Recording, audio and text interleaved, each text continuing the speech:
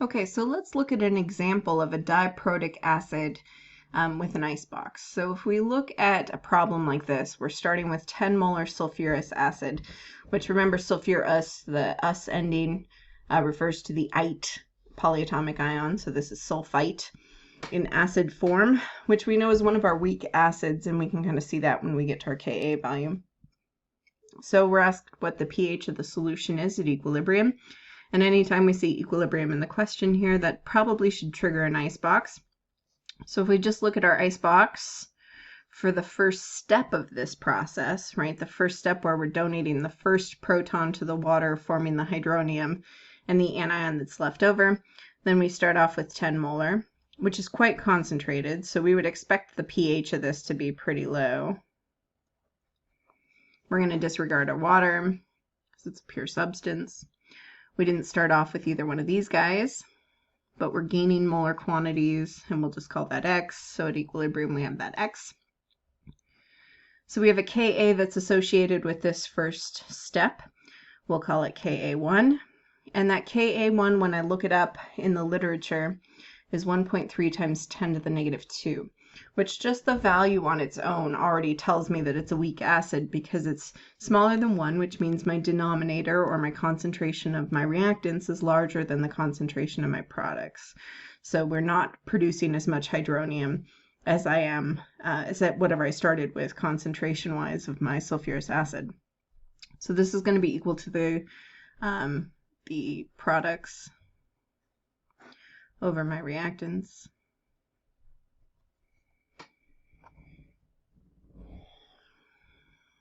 And we can disregard the X here in my denominator because this X is with reference to this concentration of acid, and my Ka value is so much different than that that I can disregard it, right? It has to be greater than a factor of 10 to the third. So then I'll end up with, X squared is equal to, let's go over here. X squared is equal to the 0.13. So we're just moving our decimal place essentially. To undo my exponent here, I'll take the square root, which gives me plus or minus 0.36. And we know that both of these values are allowable in terms of mathematical operations because we're taking the square root of a even exponent. But because this number actually physically represents something, which in this case is the concentration of my products in solution, then I can't have a negative value. So even though the negative value is possible mathematically, we can disregard that one, and then we would say that our concentration of our hydronium at equilibrium is equal to 0.36 molar. And the reason that we care about the concentration of our hydronium is because it's asking about the pH, and we know that the negative log of that concentration gives me the pH value. So this is interesting and useful information for solving this problem. The key with diprotic acids, though, is that it's not just a one-step deal. I have a second step that happens when I take the anion from the first reaction, the first step in the reaction, and it too will donate a proton to the water, giving me hydronium because it's an acid, and the anion that is left over. Oops, I almost just wrote anion. How about sulfite?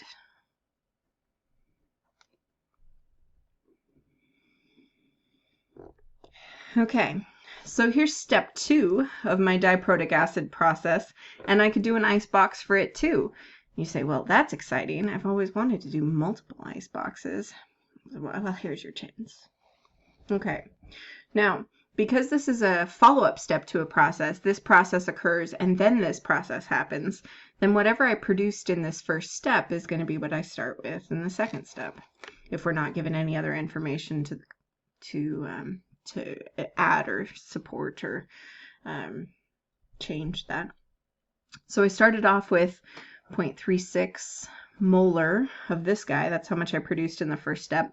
I also ended up with 0.36 molar of my hydronium. But currently, at the initial phase, my eye and my icebox, I don't have any of the sulfite. And again, we're ignoring water because it's a pure substance. Now we set up our icebox, which hopefully we're getting kind of snappy with.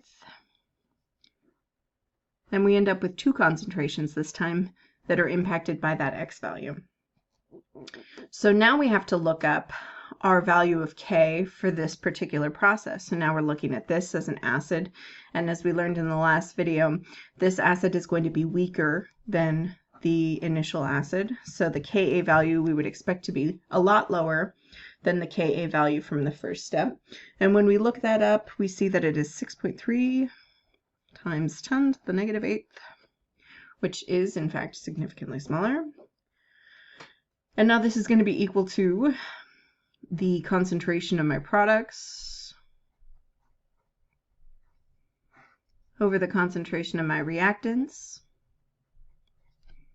Now this setup looks a little bit scarier. Maybe I'm going to have to use the quadratic equation, but if we recall that we can make some assumptions based on the magnitude of the Ka value compared to the concentration, then that makes the math a little bit easier, right? This concentration and this Ka value are greater than 3 orders of magnitude difference, so I can disregard this X.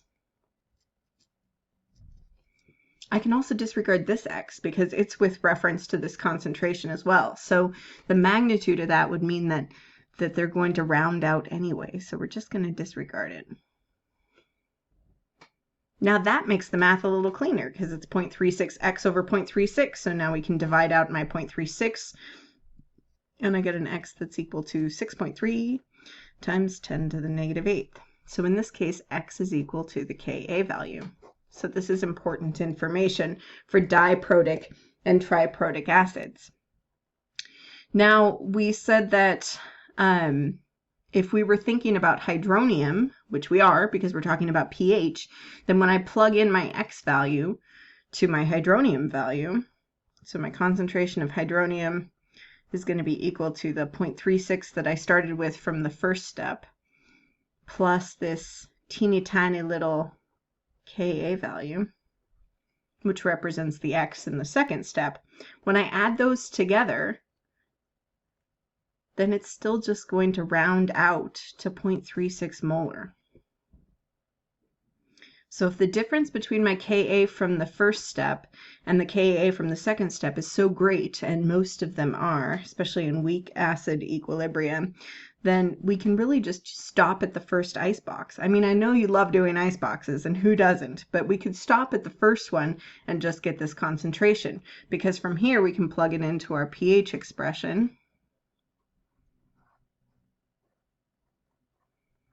I like when the video jumps a little bit because then it looks like I'm writing super fast. Then this pH value is equal to 0.44 with significant figures. This says 2 sig figs. Now 0.44 is pretty low. That's a very acidic solution. But as we said at the beginning, because it's 10 molar, right? We started off with 10 molar. Even though it is a weak acid, it still has a great concentration. And therefore we would expect the pH value to be pretty low. So that 0.44 pH jives with what we would expect. Okay, so that's it for now, and I'll talk to you guys again soon.